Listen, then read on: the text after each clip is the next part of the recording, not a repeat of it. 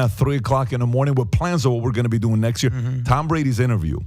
Some of the questions that were asked was very interesting. Belichick, was the 7th ring more to win, have one more than Belichick, or to have one more than Michael? Your thoughts are what? You're thinking what? I'm thinking he's going after Belichick, his former coach. I don't think it's MJ. I think he respects the hell out of MJ. You I think he wants to be the greatest of all like time. the greatest of the greatest, as he wants all to. right, well, listen, He guys, he was careful Stop to. it.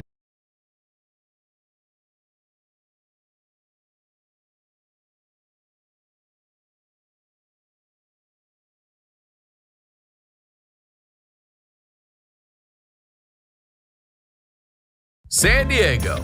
I'll be at the Grand. Writing, listening, interviewing. My wife is videotaping it, and my sister-in-law is watching and just pure fascination to see this whole thing go down. But that's how it is behind the scenes sometimes. You know that. And this guy just starts unloading.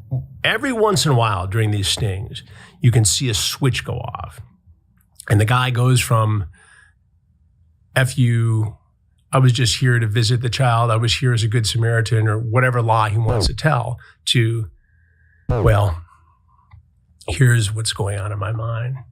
And that's the goal, is to get these guys to talk so we can understand what brought them here, so we can better understand how to protect ourselves against predators, whether it's a sexual predator seeking to exploit children, or a financial predator, or any kind of criminal. That's my mantra, is get inside their head so you can understand it, and you can share it with viewers and listeners, and they can protect themselves. I have a million questions to ask you. So let's go to the beginning. Where are you from originally? And tell me about your life growing up. Born in Chicago. In 1968, my dad got transferred. He was with the Eaton Company to Detroit. And so we moved to the suburbs of Detroit.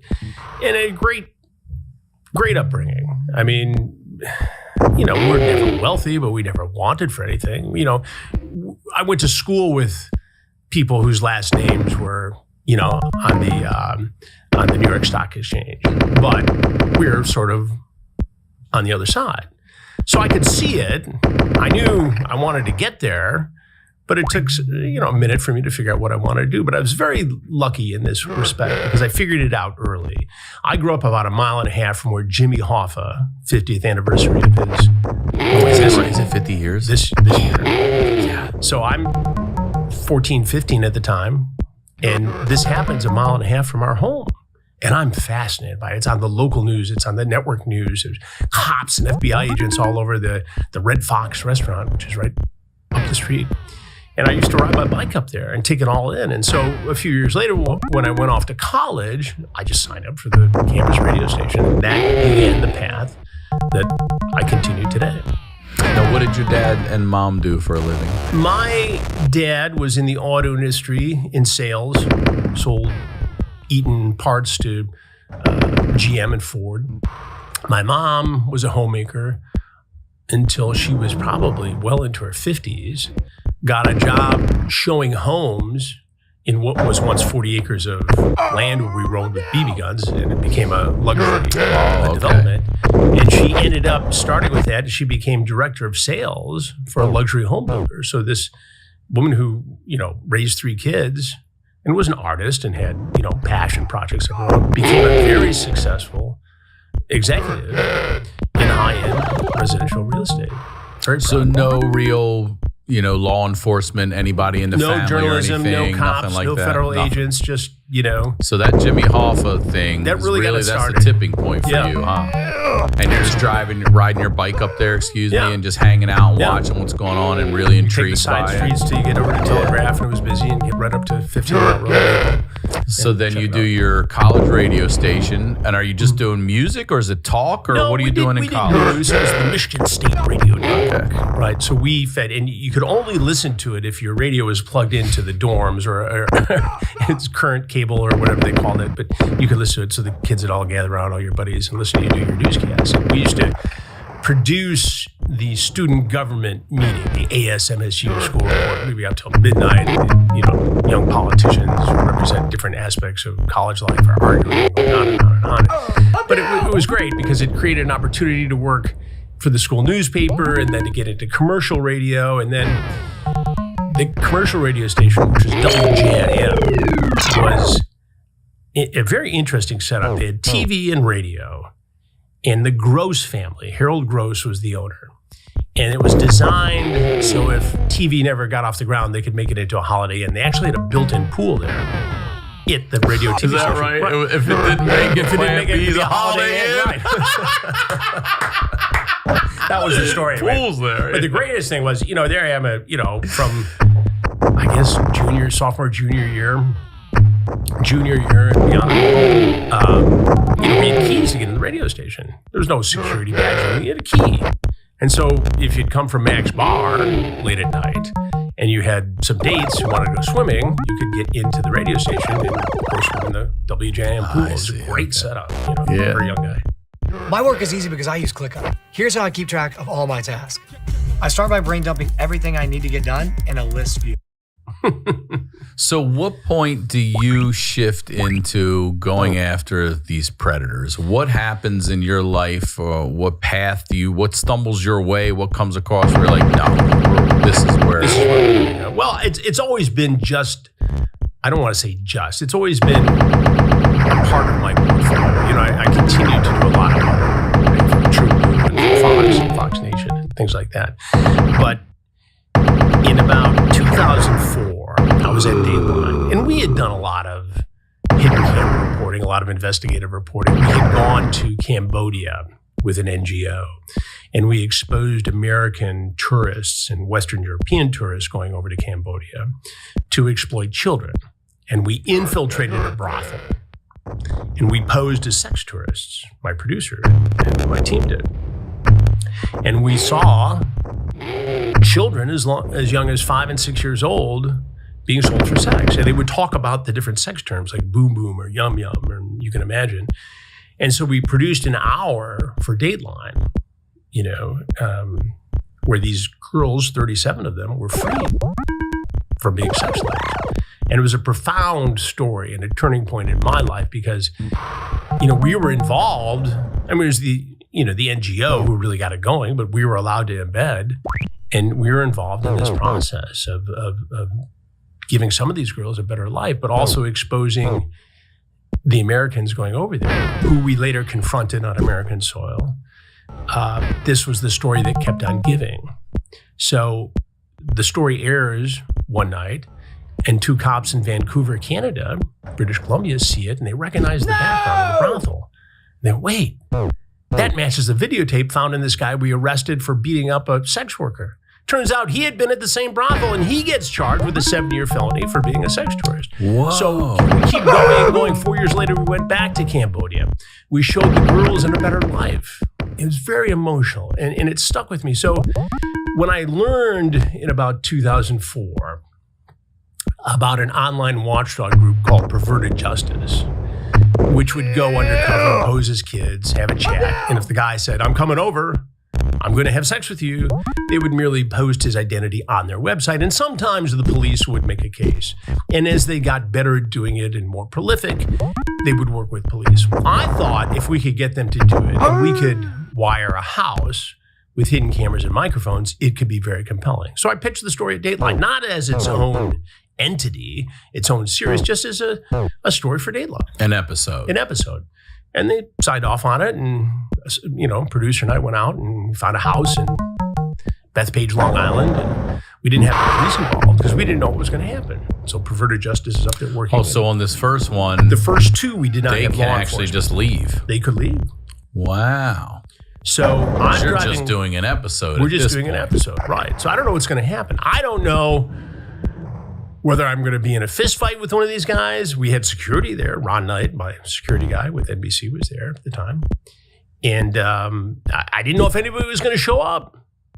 And I'm driving out there thinking, what if I've just blown tens of thousands of dollars of the network's money and nobody shows up? And right about then, my producer calls and says, where the hell are you? We got 2 guys scheduled to show up in 45 minutes.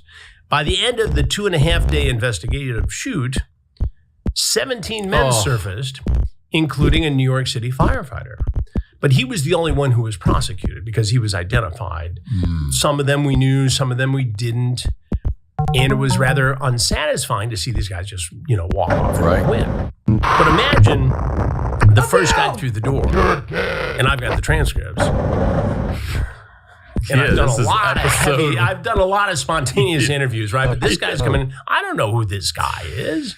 Ronnie's behind me. I was going to ask you, no one, if you're doing a sting, they're not frisking them before they come in. They could have weapons. They could have anything. Ultimately, we got to that point. But, the first couple, we took the knives out of the kitchen. And Ronnie, as a licensed security guy and as a former NYPD lieutenant, I wasn't worried about my safety. But, it was a little hairy on that first one. And I couldn't believe it. They were coming so quickly. That's just terrifying. So I get to the third guy and I walk out with the wrong transcript. I said, it says here you wanted to do this, that, and the other thing with a girl named Beth. No, I'm sorry, it's not me. Hang on. I go back, get another one. The second transcripts are wrong. Finally on the third try, I said, he goes, yeah, that's me. Okay. Sorry. Well, I've written a book several years ago on the whole Predator series, and NBC did a special to go along with the book, and they actually took the video clips of those three confrontations and put them together. And you talk about a dark subject being funny. It was funny. Oh my God! Because I'm like, I don't help me out here. I need the transcripts. I can't do it all. You're reading the worst shit ever. Yeah. You're like, oh, that one's not you, my man. But the reaction of the Predator was priceless. It was like, yeah, that's me. Okay, good. Well, and you start going down the line of all that stuff he said. And then, like you said, they're just coming nonstop. Well, they're coming nonstop. So we get back to then you realize you actually have something. We do. So now how do you... What's the legality of getting the police involved so these guys don't just get to leave because you've got them red-handed? That was a big question. So we're having these meetings. How do we promote this? What do we call it? We know we've got really compelling television. And it was going on and on and on, and I was getting frustrated that it wasn't on camera, on the air. And finally, an air date was set, and we put it together, and we almost bent over backwards to make it more traditional news as opposed to just these gotcha moments. And we had experts and people weighing in on safety, and it was good. It was television nobody had seen before when it aired that night on Dateline. And so pretty quickly, I pitched a second one, and we did this investigation outside of Washington, D.C., in a suburb called Herndon, Virginia. And again, no police, but we had even more guys show up and more prominent people. We had a rabbi who showed up for a young boy, a clergyman, and we had a military intelligence officer. We had a doctor. We had a teacher. We were all there. It was crazy. And the Fairfax, Virginia police, in several cases, and the FBI in one case with the rabbi prosecuted. They investigated and prosecuted. So we did see successful prosecutions, but it became very clear from that point onward that we had to collaborate with law enforcement because that was the only socially responsible way to proceed. And today, when we do the takedown investigations for True Blue, we even have law enforcement do the chats. So there's no chain of custody. The decoy who gets online is a sworn law enforcement officer. Makes sense. And that takes out a lot of the ambiguity or anything that could come up as a potential criminal defense. Have you had people show up with weapons, or have you had we have stuff that we don't see on TV? We show worried for your life. Worried for my life, not so much. No. We've made this as safe as it can possibly be, and obviously, the edginess of it is part of the attraction to it, right? If it was easy, everybody could do it. But we've established such a great rapport with law enforcement around the country, around the world, really, because we're looking at some international things now, that, we get access where other people don't. So in Alabama, for instance, one of many states, Florida, Alabama, Louisiana, where we've worked, the carry concealed weapons laws are, more lenient there. So you expect to see it. So, have I been surprised a couple times? Yes. Have I done a complete interview with a gun on the table and a leather pouch, not knowing it? Yes. Was he going to use it on me? No. That's what he carries, just like a carpenter carries a power tool, what would happen if we weren't there and there was an underage boy or girl and it didn't go his way or he wanted to harm the child, that gives me pause and a shudder thinking what may happen. Well, just knowing, like, you have, the disturbing thing is you have job security. This shit's not going anywhere. Honestly, Ryan, I tell you, when we first started doing it, I thought we'd do it 2-3 times and nobody's going to show up. I figured there would be. Oh, really? You thought no one would show too, huh? I thought at some point, who's going to show up and take that chance? Now, we get people who in the chat will say, this sounds like a Chris Hansen To Catch a Predator operation. This sounds like Takedown on True Blue. Tell Sheriff Grady Judd or Sheriff so-and-so to I said hello. Good luck to you. I mean, we get that. But we also get people who say that, and the decoy says, who's that? Or, nah, I'm not a cop. I'm too young to be a cop. And they show up anyway, which tells me about the drive some of these predators have to, exploit children. I ordered 200 hand-forged knives to my dorm room and built a Wix website to sell them. I'm Noah Rosen, founder and owner of Forged to Table Knives. Tell me what's the most disturbing thing that you've dealt with? Well, it's a 100-way tie for first. I mean, we've seen guys talk about involving animals. We've seen, in this recent investigation, the one I just finished a week ago, we had 41 guys show up in 6 days in Marion County, Florida. With the popularity and everything, even with you saying this sounds like a Chris Hansen thing, these men are still showing up in numbers like that? Yes. And do you know now that it's never going to end? Do you I don't think it's going to end. There's not going to be a time you put a house out there and no one shows up. I would love to do a cooking show in Italy, like Stanley Tucci. I mean, I think that'd be so great. It'd be great, right? How much fun would that be? I love food. I love, travel. I don't see that in my near-term future, though. I mean, we will continue doing these shows as long as the crime is occurring. And when we started, think about this for a minute. When we started, we merely had decoys in chat rooms on AOL and Yahoo, right? That was it. And that antiquated thing called MySpace. You may or may not recall that. That was it. That's all there was in those days. And we would get routinely, on the high end, 51 guys, and the low end, 18, maybe a dozen. The low end. At the low end. Now, there are so many more platforms upon which adults can approach children to try to exploit them. I can't even keep up. That's what I wanted to ask you, because you quickly mentioned before we recorded out there, we were talking about Roblox, and my daughter's on that, her friends are on that. Everybody's on it. They've already told me that there are men in these chats asking them to go on dates and all these things. And I'm like, what? My daughter doesn't have it, but her friends do, and she's telling me this is going on. And I'm like, and then another one said something about meeting at a park, and they use emojis to tell them which kind of drugs or whatever. You're obviously familiar with all this shit. What do we, as parents, what do we got to look out for? We have a documentary in production right now. I've already started shooting on the issue on Roblox. Just that alone? Just that alone. Oh, wow. So we're in Marion County, Florida again, where we did this sting. And it just so happens to be that's where we started the shooting for the Roblox documentary, because they had arrested a 17, almost 18-year-old man for exploiting children on Roblox, getting them to take pictures, sexually suggestive pictures. Now, he's grooming these kids. He thought there was nothing wrong with that. He's not right, criminal.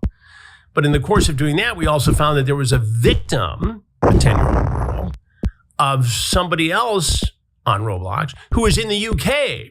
So they were able to prosecute that. All of this in Central Florida.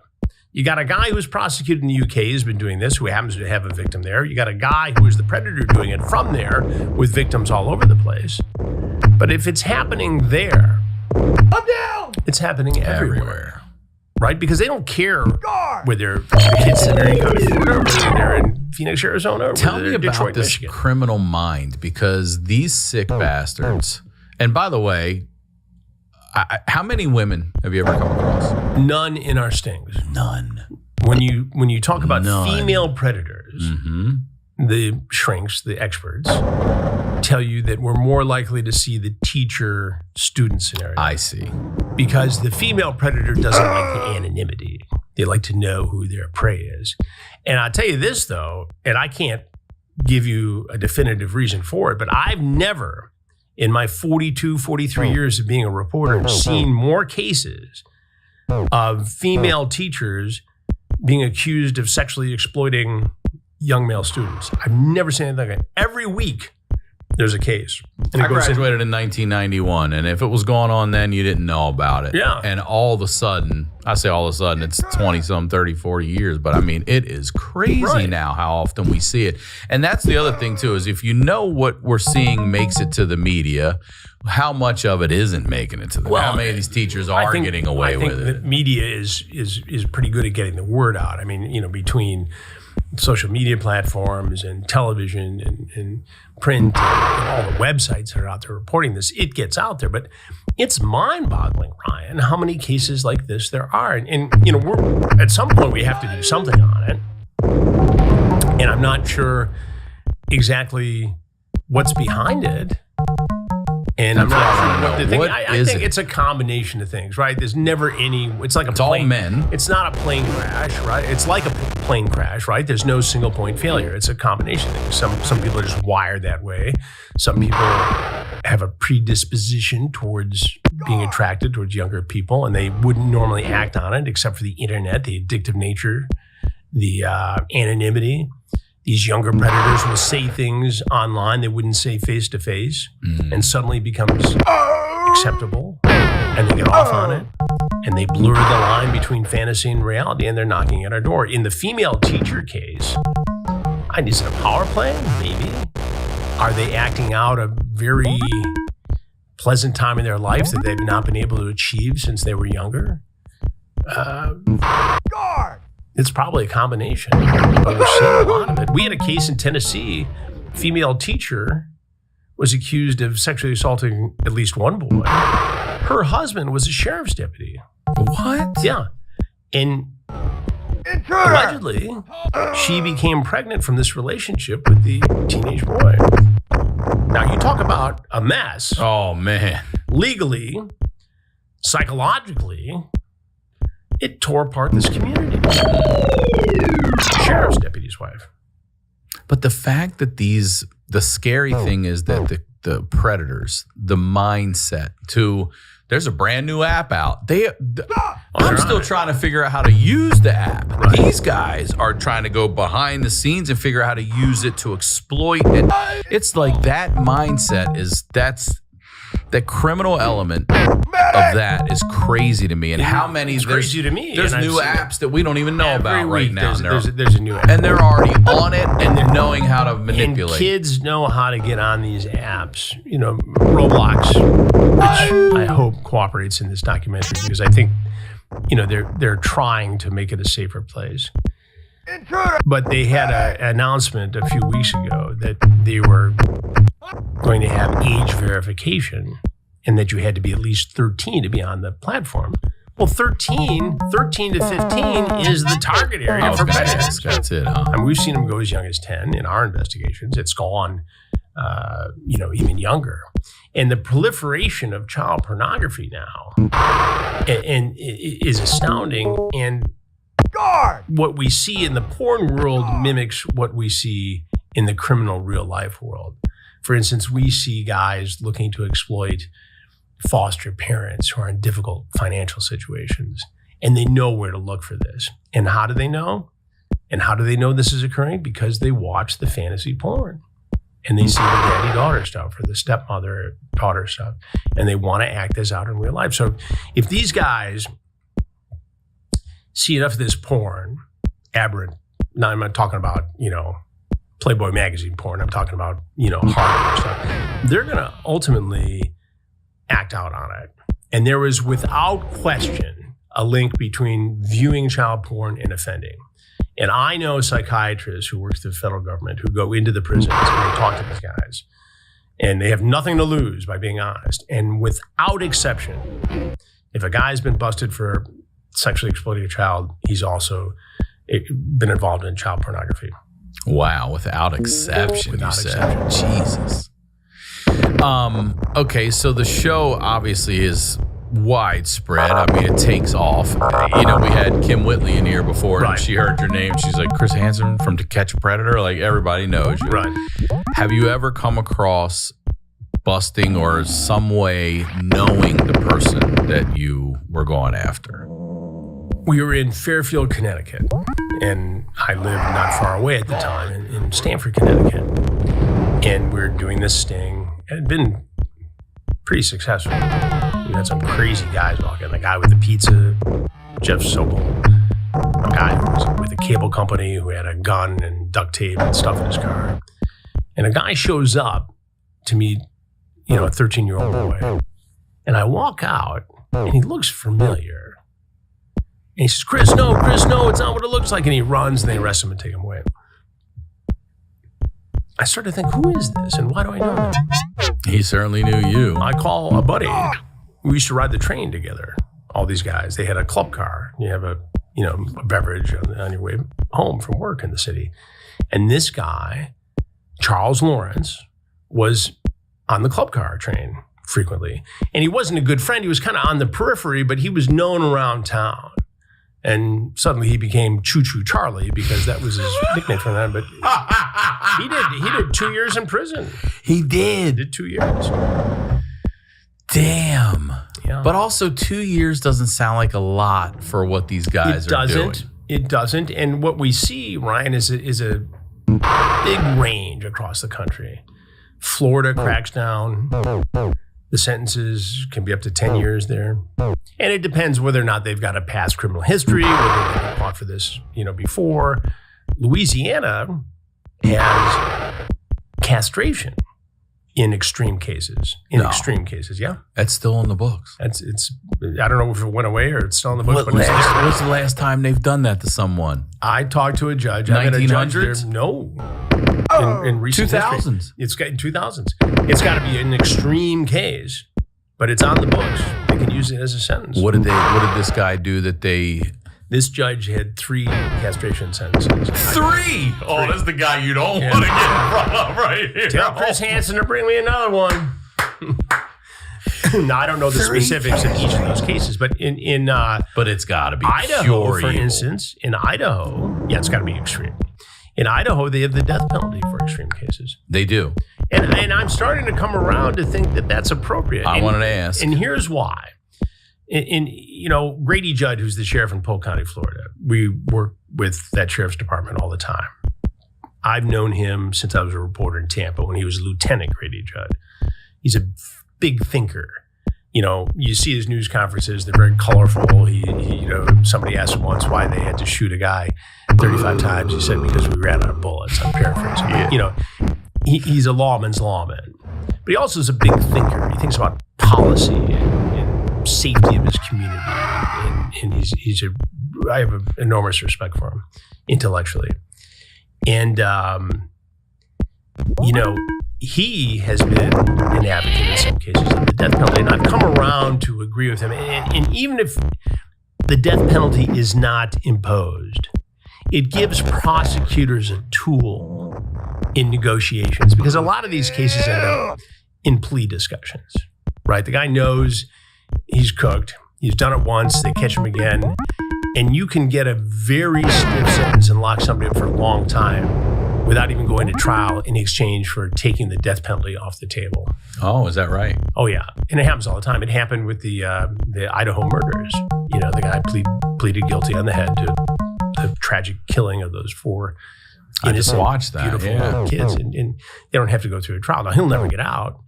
And maybe you could argue he should get the death penalty, that is the true measure of justice in that case for such a horrific crime. And I would not debate anybody who lost a loved one in that horrific, senseless, needless slaughter of innocent college kids.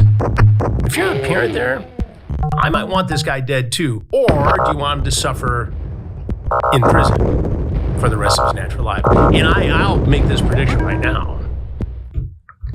They're waiting for him. Whatever prison he goes into, they are. However bad these guys are, there waiting for him. This episode is sponsored by BetterHelp. We've all done it before. We've turned to the group chat, your hairdresser, or a random stranger in the bathroom for life advice. As fun as they are to talk with about everyday topics, when you're looking for help about relationships, anxiety, depression, or other clinical issues, they may not have all the right answers. So instead, get guidance from a licensed therapist online with BetterHelp. BetterHelp has been helping people find therapists match for over 10 years with a 4.9 rating out of 1.7 million client session reviews. This is a show we talk about therapy a lot with the guests, myself. Therapy is something that I think everyone should at least try. And if you're on the fence, give BetterHelp a try. I'm telling you, with over 30,000 therapists, BetterHelp is the world's largest online therapy platform, having served over 5 million people globally. It's convenient too. You can join a session with a therapist at the click of a button, helping you fit therapy into your busy life. Plus, switch therapists at any time. As the largest online therapy provider in the world, BetterHelp can provide access to mental health professionals with a diverse variety of expertise. Find the one with BetterHelp. Our listeners get 10% off their first month at BetterHelp.com/honeydew. That's better, HELP.com/honeydew. I want to talk to you about your home security for a minute. I used to think home security was just an alarm that goes off after a break-in, scaring the intruder off and getting a neighbor's attention if you're lucky, but that's a reactive approach. By the time an intruder is in your home, it's too late. Your feeling of safety is shattered. That's why real security should stop a crime before it even starts. That's why I trust Simply Safe. Their system is designed to be proactive, not reactive. Being proactive is exactly why I love Simply Safe. Aside from the easy setup, I have a peace knowing it's there to stop a break-in before one happens. Simply Safe uses smart AI-powered cameras to identify threats lurking outside your home and immediately alert Simply Safe's professional monitoring agents. These agents intervene in real time before the break-in even begins by accessing two-way audio to confront the person, triggering sirens and spotlights to scare them off, and requesting rapid police dispatch when needed, all helping to stop the intruder while they're still outside. That is real security. Join the more than 4 million Americans who trust Simply Safe with their home security every day, including me.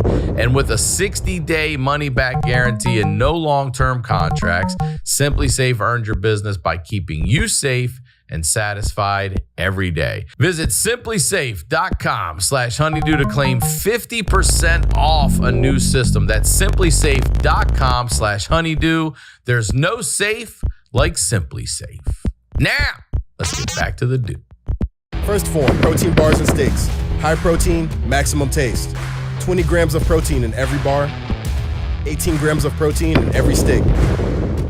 Gluten-free, no artificial flavors, just pure fuel. First Form. Shop now.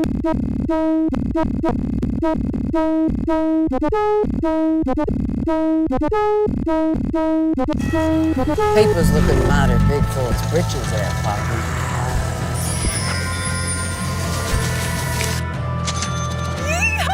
That's what I'm talking about. That's another thing I wanted to ask you. I have two questions about that. I know with the chomos and all this, and so a guy gets put away, and like you say, he comes out 2 years later. What's the percentage there, repeat offenders? Is it almost 100%, or does that scare the shit out of them and you actually do see a change? I don't know the percentage. I should find out probably. But it's a good argument for the death penalty too. If they get out, we see repeat offenders, yeah. Right? We see it, and it's a matter of whether or not they get caught. And if it's a hardcore predator, we want to categorize these guys and put them all in one, subset. The truth is, they're not all one guy. You've got the hardcore heavy hitters who should be locked up for life because they're never going to stop, and they'll tell you that. You've got the young guys who are socially inept who'll take advantage of a younger child. Wrong. And if you ask me, there's no difference between the damage an 18-year-old can do to a 12-year-old than a 38-year-old can do to a 12-year-old. Same damage. You're a grown-ass man. You shouldn't be doing it. Mm-hmm. And then there are these guys who are curious. and they wouldn't do it but for the internet. So how do we handle those three different groups of criminals? Oh, you mean being influenced by things on the internet? Yeah, and having access and engaging in the porn, and that's the teacher we catch. That's the guy who's the bank executive who's never harmed his own children. But he's watching the porn, it gets younger and younger, and he sees an opportunity to exploit a 14, 15-year-old girl. And he does it. And so what do you do with him? Can he be incarcerated for 4 or 5 years and never do it again? Yeah, there's a pretty good chance of it, I think. But you don't know, and that's the problem. The good news is, we have a sex offender registry in this country. So even if these guys get parole, they have to register. And that way, you can keep track of them. That way, they're on parole. And if they violate, and you hope there's not a real victim there, but if they violate, then they're gone for a long time. What is it? Megan's Law. Megan's Law. That's one of them. .gov, right? It's a government site. I mean, I've used that myself, and they're not supposed to live near schools, parks, and I see these maps, and I'm like, what's this Big Star? It's like, oh, that's an apartment complex, and there's multiple people live in that dwelling. I'm like, what? Oh, yeah. And one of the sponsors of my podcast, Predators Uncaught, is truthfinder.com. Okay, that's another one. And so we use that technology, and we use LexisNexis to, in the research for our report. And it's shocking how many times you're doing a background check on somebody, and you just look, and there's 99 other sex offenders living in that same area. Yes. And it's not just Florida or, they're down everywhere. South. It could be, Maryland or Michigan or, we do a lot of work all around the country. So what are the sites parents can go to look up if they think there's any, or want to know if there's any sex offenders in their area? Well, they can go to, any government site. If you go to the Michigan Department of Corrections, the Illinois Department of Corrections, it'll list it right there. If you Google sex offenders, if you subscribe to one of these services like truthfinder.com, it's right there. My recommendation to all parents is to become familiar with the National Center for Missing and Exploited Children website. Missing and Exploited, is that what you said? Yeah. Okay. It's the foundation that John Walsh and his wife started in the aftermath of Adam's kidnapping and killing. And it's a great resource, even if you don't have a missing child. Say, for instance, your kid gets talked into sending sexually suggestive pictures, and they're out there, and they're being traded. NCMEC will give you guidelines and a methodology to get them taken down. Oh, is that right? Yeah. It's we've worked closely with NCMEC for many, many years. John Walsh is a dear friend of mine, professionally and personally. And so there are ways to do that. But another thing that people need to know about is this sextortion. We've got a documentary in the works. What is that? Sextortion is when typically a young man is approached online by somebody who claims to be a good-looking young woman. There's a chit-chat. I'll send you mine. You send me yours. He say exploit. I'm going to put this all over Facebook. Grandma's going to see it unless you give me money. Now, the person posing as the girl is actually a scam artist in Nigeria. And they work these kids. They get absolutely as much money out of them as they can. $200, $300, sometimes even less. But these kids face such shame, especially the good kids. The kids who are heading to college, the athletes. And in some cases, they're committing suicide. Jeez. And I've sat with 4 different sets of parents who've lost children in this way. One set was up in Marquette, Michigan, where they actually, the sheriff's department up there collaborated with the FBI, and they went to Nigeria. They got these guys extradited, and now they're in federal prison. Good. Here. Yeah, here. Good. And it's the first time they really had this breakthrough. All right. So now there's a template for going after these guys. But the sextortion thing is real. And in the bigger picture of it, we as parents, and my guys are older now, they're journalists in their own right. But we as parents, especially that age between 14 and 16, we need to let our kids know that if they screw up, if a picture does get out, it's not the end of the world. Grandma's not going to see your junk. And if she does, she's going to forget about it very likely in sometime in the next 18 months anyway, right? So she's gonna forget about it, right? It's not the end of the world. Grandma already saw it anyway. She probably changed her diaper. Right? Yeah, exactly. You effed up. Let's get past it. Let's take it down. But come to me.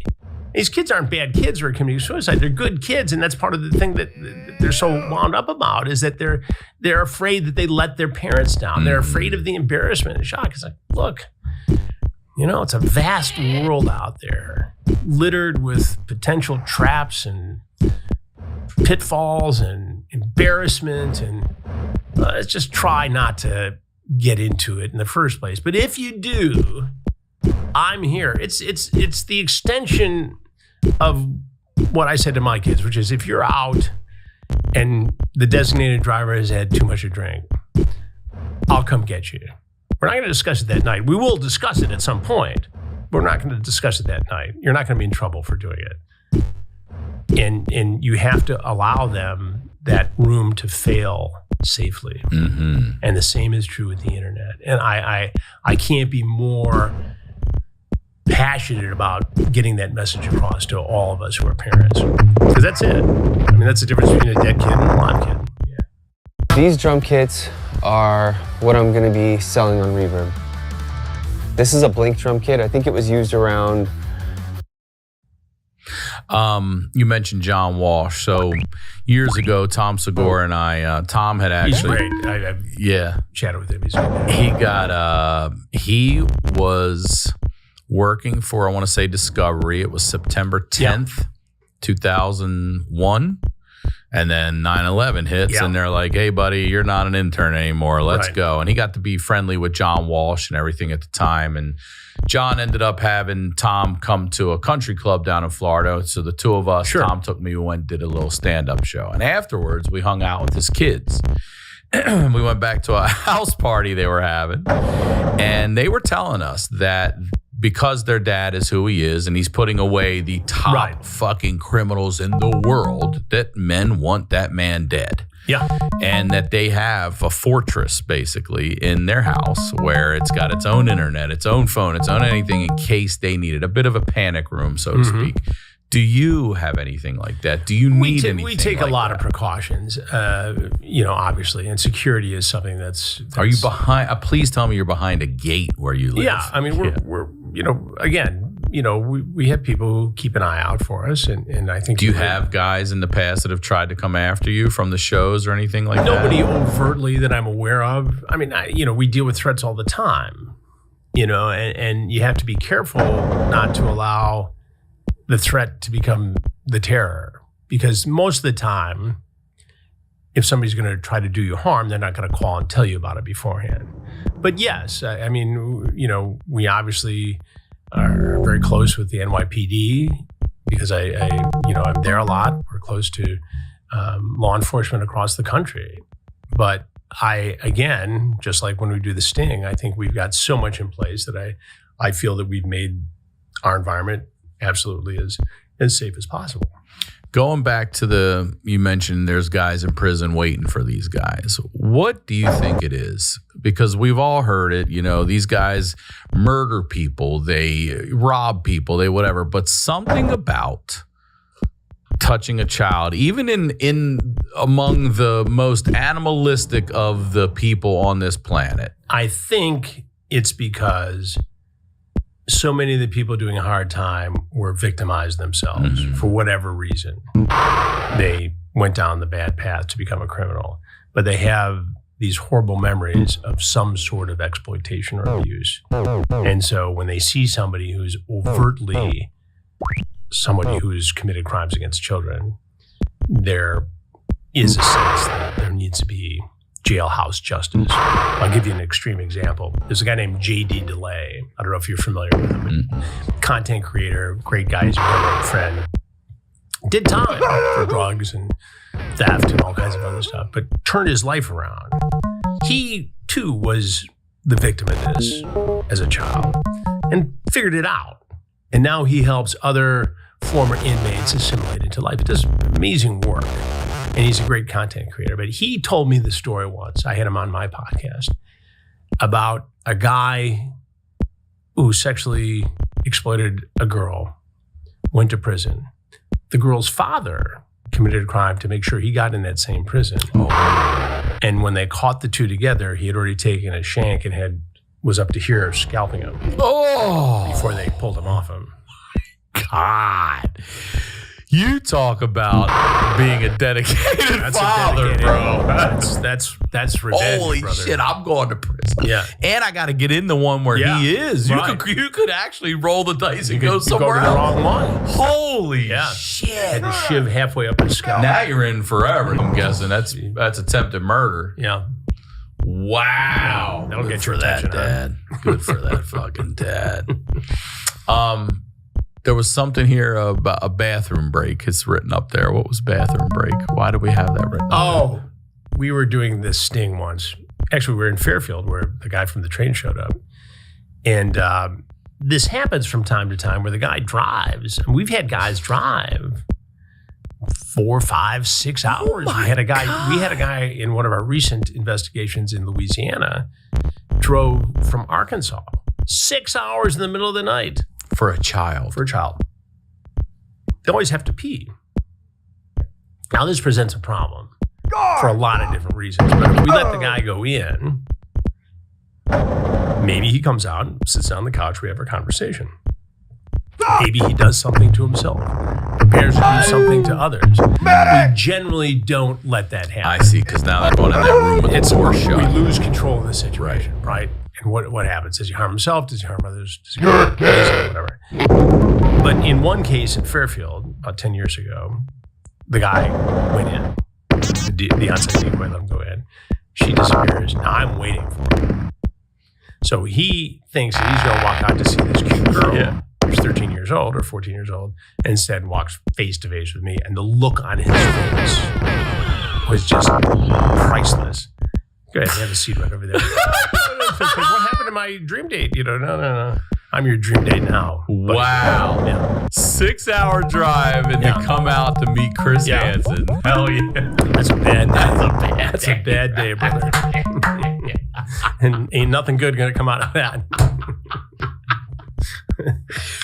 All right, so give advice again. You said you've told the parents, hey, come talk to me. It's not the end of the world. Yeah. And I think you need to start it. Give us some internet. Give us some internet. I mean, my daughter's 10 now. As soon as they get on the internet. She's going into, what are they called? The TikToks and all these other ones. Help me out here. You need to tell them that there are adults on the internet, TikTok everywhere, Roblox, who like to trick children. Children don't like to be tricked. So that gets their attention right there. So be aware of grown-ups who are trying to trick children. It sounds like something that shouldn't happen. And I will never trick you. Your mom will never trick you. But there's some bad adults out there. There are criminals who will do that. And then you have to ratchet that discussion up in an age-appropriate way. Each kid's different. But my message to everybody is if you don't know them in real life, IRL, you don't know them in virtual life, online. Luke, what's going on over there? I'm doing the work. I'm doing everything. You're way too scatterbrained. You are using way too many tools. You can get it all. Now, this person may say that they're a 14-year-old surfer dude from San Diego, but that doesn't mean that he's not a 53-year-old fat man sitting in his mother's basement in his underwear surrounded by pizza boxes. And if you can use that colorful sort of storytelling, kids remember that. They do. And you're better off having that conversation and creating awareness and saying, well, I don't understand how the internet works. And the worst thing you can do is say, well, my kid's never going to be on the internet. Well, guess what? Please. There's internet at Starbucks. There's internet at the friend's house. They're just on at school. It's like we used to, when the kids were younger, we used to try to keep them from certain violent video games. But they just went over to the friend's neighbor's house and, they're playing Grand Theft Auto and, what are you going to do? Well, in the world of kids, too, then you have the older siblings who are teaching them this stuff. You got to remember, a lot of it's in-house, too, Right. And take advantage of things in the news. I remember when my boys were in high school. They went to a private school in Connecticut. And they went to school with kids whose dads did a lot of cool stuff. Wall Street guys, athletes, shipbuilders. So having a dad on television wasn't that big of a deal. But when South Park did the Chris Hansen parody, suddenly I was the coolest dad. That's the one they were like, so made it. people ask all the time, it's like, does that bother you that South Park did a rip on you? I said, not at all. They're bright guys. They don't tell you it's coming. Oh, you didn't get a heads up? No, not from South. South Park just does what they want when they want. Simpsons calls you in, come into the studio, do your own voice. And I respect the guys at South Park. They're funny, smart guys. But my agent texts me. I was in San Francisco on a shoot. He said, South Park is doing it. It's pretty funny. I said, oh, great. I'll watch it when it comes on here. And then about 20 minutes later, it's taking a dark turn. But it was fine. You know what? If that brings attention to this very important cause. Yes. And it was done with intellectual integrity. I mean, it's a funny bit. I love hearing you say that. I intellectual integrity. Yes. I take no offense whatsoever to that.